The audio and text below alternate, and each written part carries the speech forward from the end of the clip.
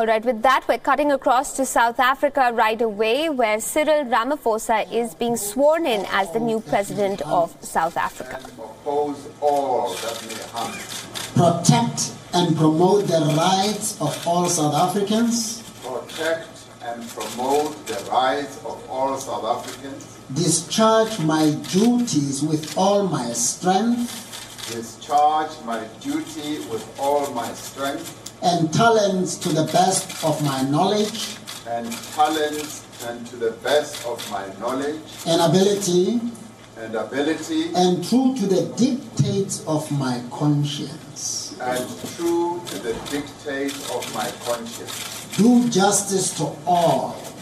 Do justice to all.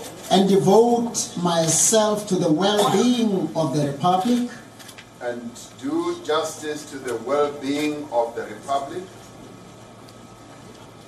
And all of its people. And all of its people. Would you please raise your right hand, Mr. President-elect, and say, "So help me God." So help me God.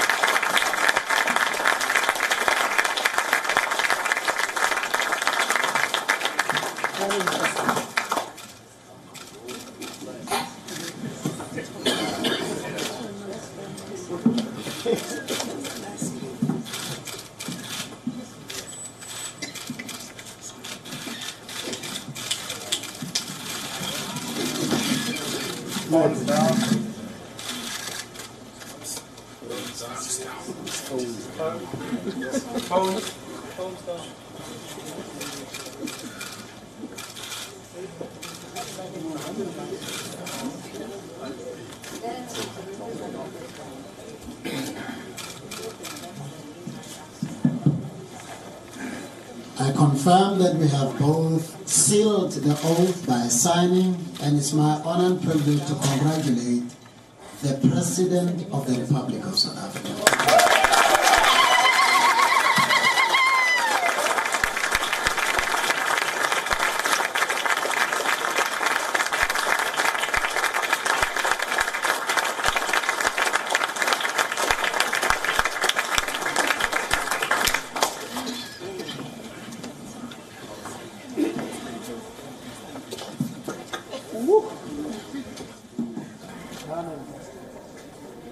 All right, South Africa now has a new president, Cyril Ramaphosa. The former aide of the legendary Nelson Mandela has just been sworn in as the new president of the country. Remember, all of this comes after a battle almost between the African National Congress, the ruling party, and the former president, Jacob Zuma.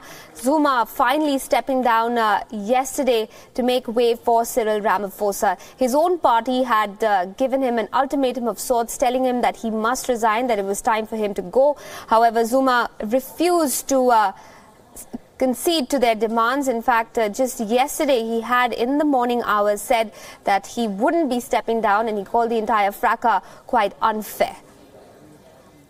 However, Zuma did eventually choose to step down, opting to resign rather than face the embarrassment of being subject to a no-confidence motion brought by his own party in Parliament. The opposition already sort of banded together in terms of asking or wanting Zuma out. However, Cyril Ramaphosa isn't exactly a popular choice across Parliament. Just earlier today, members of one of the opposition parties, the Economic Freedom Fighters, had stormed out of Parliament, saying that the vote asking for Mr. Ramaphosa to be sworn in as president was in fact unconstitutional.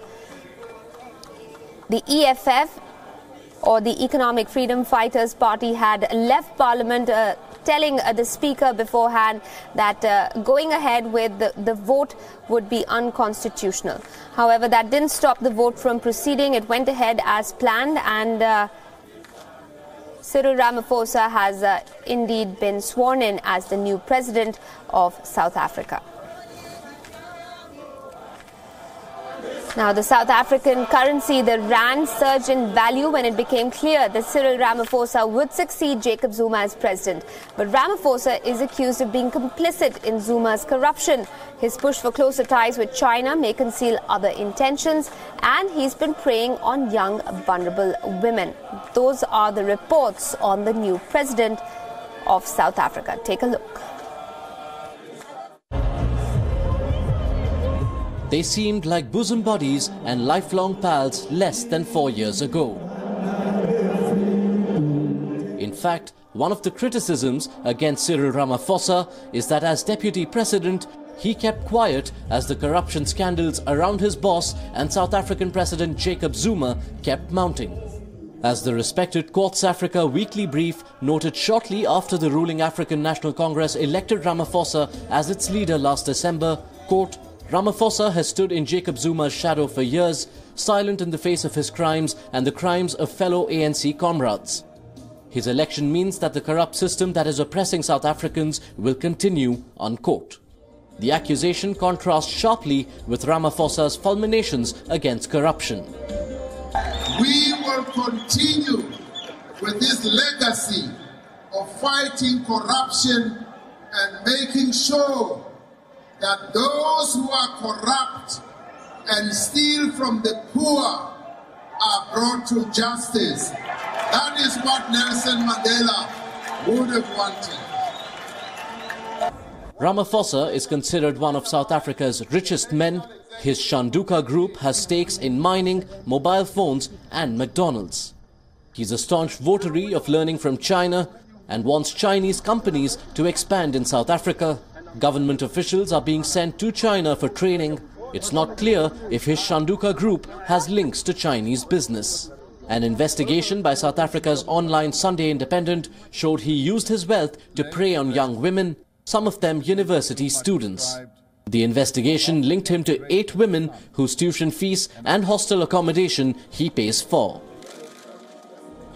He communicated with the women through 3 fake email accounts. One of the women Ramaphosa addressed as the chosen one. One of them miscarried his baby. There are also records of money transfers from Ramaphosa to the women. Ramaphosa's conduct again contradicts his claims of moral and ethical leadership. This is not to deny his anti-apartheid activism as a young lawyer, his founding of the National Union of Mine Workers, and his role in writing the Constitution. Expect more revelations as he steps into the presidency.